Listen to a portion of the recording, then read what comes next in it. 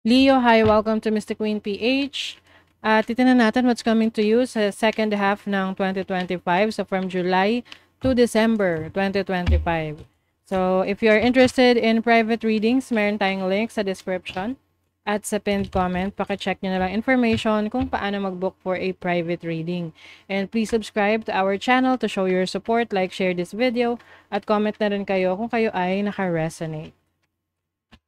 So, let's see, Leo, what is coming to you? Second half ng 2025 for Leo. The North Node, which is future. Uy. So, may mga activities kayong gagawin ngayong second half ng 2025 na connected na sa iyong future. Maaring mas magiging mas focus ka ngayon sa mga bagay na gusto mong ma-achieve. Kasi may mga times na parang wala tayong masyadong plano or umaayon lang tayo sa agos ng buhay. So ngayong second half ng 2025, mas magiging aware ka sa sitwasyon mo ngayon, sa gusto mong marating, ano pa yung gusto mong ma-accomplish. So you will plan more or plan ahead for your future. You have the 7th house, which is the house of relationships. Okay. So, maaring ito ay plans for your partner.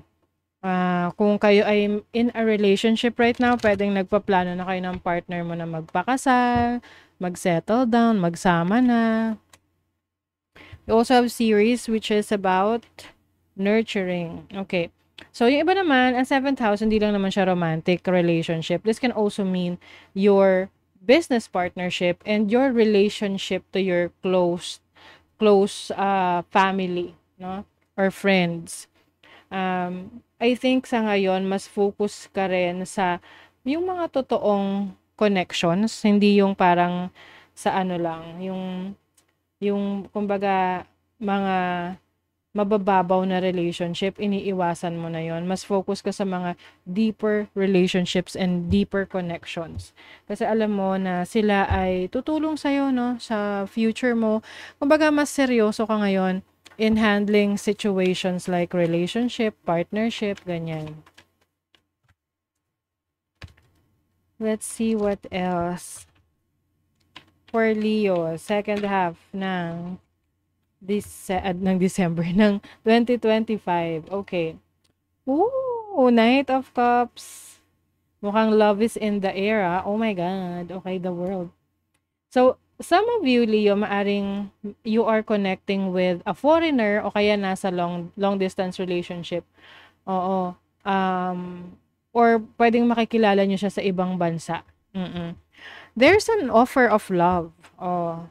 Yung iba naman, kung hindi man to offer ng love, this can be an offer of a career or a business na international. Pwede yung iba sa inyo may offer na makapagtrabaho sa abroad or magkaroon ng business abroad or pagkakaroon ng transaction abroad, no?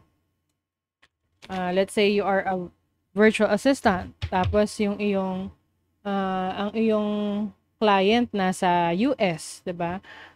So nasa ibang bansa. And also the world is about completion. So you may be completing a project or hindi man to project, this can be completion of your a chapter in your life, no, na natatapos para makapagsimula ka ng bago.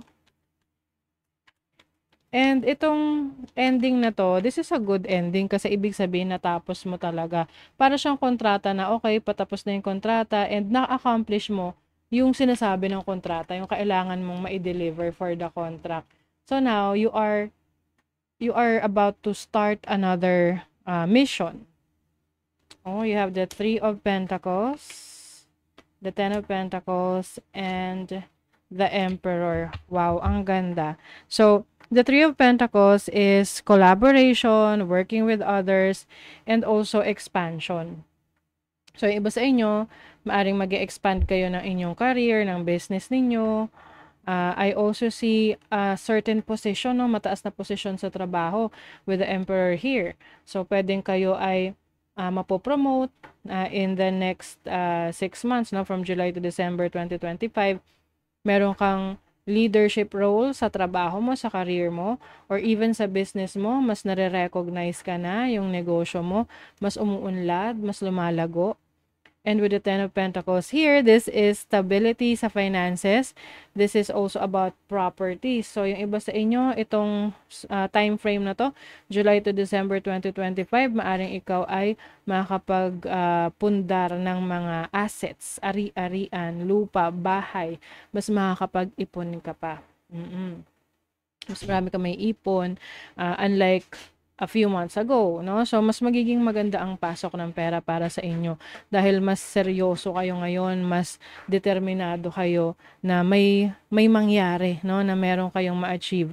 Na parang feeling nyo kasi tapos na yung first half ng 2025. So, itong second half ng 2025 is the time para sa iyo na bumawi, humabol, no? At magagawa mo yan. Magagawa mo yan ngayon, okay? Let's see sa iyong money, career, finances. What's the energy for Leo? Oh my God. Speaking of magagawa mo yan. The Magician, ito yung master ng maraming kakayanan sa buhay, 'di ba? So, you are someone na maraming abilities, very talented, no? Yung iba sa inyo magaling kayo sa public speaking. Yung iba sa inyo meron kayong skill set na talagang isa kayo dyan sa pinakamagagaling sa skill na yan. Anything, kahit ano pang skill set yan, can be, halimbawa, cooking, baking. Kumbaga talaga parang meron kang masasabi para doon sa skill na yon. At alam mo sa sarili mo na confident ka na you can deliver something. Yes, very powerful energy to for you. This is also taking back your power. Kung medyo naging relax ka ng mga nakaraang buwan, ngayon, mas magiging competitive ka. You have the Justice card. Because you feel like this is the time na ipakita mo yung galing mo, yung talento mo. Na, kumbaga mas palaban ka ngayon. Pagdating sa career, sa trabaho mo, sa business mo, gusto mo may makita kang resulta na ng iyong pinagpaguran, ng iyong ineffortan. Let's see naman sa iyong love life. Oy, Four of Swords. And then, the Star. Okay. This is healing. Congrats, Leo. So, dun sa mga nagkaroon ng relationships in the past na hindi naging successful, na naging very challenging, na nauwi sa ending, you are now in the process of healing. Talagang trinabaho mo tong healing na to para sa'yo. And I also see na yung iba sa inyo, if you are manifesting a romantic partner, itong time frame na to, July to December 2025, you will be able to attract the person na in alignment sa energy mo ngayon. Kasi yung dati mong energy sa relationship, wala na yon, nagbago na yon kasi nag-heal ka na, and you are totally a different version of yourself pagdating sa relationships. Let's see what else.